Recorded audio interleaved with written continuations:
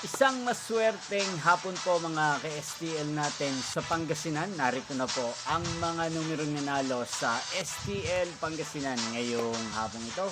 May 16, 2026, 5 p.m. second draw result. Yan, kitang-kita nyo na po ngayon sa screen ng inyong cellphone ang mga numerong nanalo sa STL Pangasinan. In exact order po yan. At kung maswerteng natayaan nyo po ang mga numerong yan kanina, congrats po sa inyo.